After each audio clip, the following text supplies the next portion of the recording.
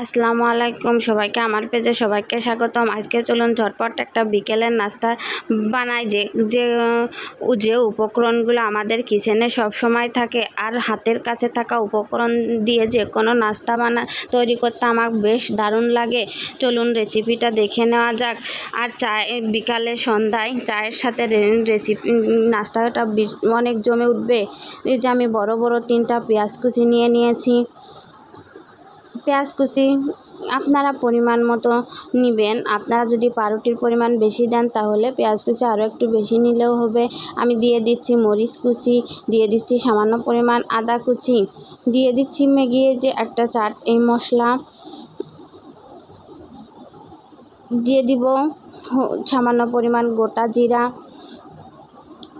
দিয়ে দিচ্ছি ধনিয়ার গুঁড়া, দিয়ে দিচ্ছি মরিচের গুঁড়া 1 টিস্পুন, দিয়ে দিচ্ছি সামান্য পরিমাণ হলুদের গুঁড়া, দিয়ে দিব একটা ডিম।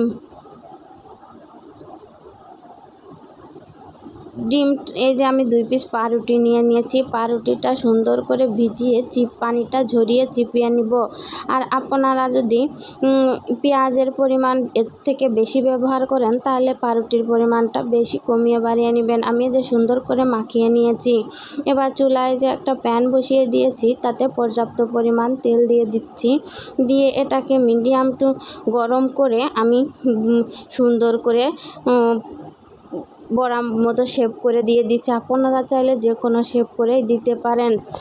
আর আশা করছি আপনাদের কাছে ভালো লাগবে। আর খেতে এত বেশি মজা হয়েছে যে এই যে আমি মিডিয়াম টু লো হিটে এটা সুন্দর করে ভেজে নিব। আর ফ্রাই করার কাজটা অবশ্যই ধৈর্য ধরে করবেন, না হলে উপরে কালার হয়ে আসবে আর ভিতরে কাঁচা থেকে যাবে। আমার এই রেসিপিটা আশা করছি আপনাদের সবার কাছে ভালো লাগবে।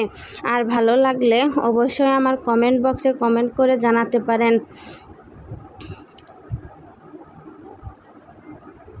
এই যে আমি সুন্দর করে মিডিয়াম হিটে কিছুক্ষণ 4-5 মিনিট সুন্দর ব্রাউন কালার করে ভেজে উঠিয়ে নিব।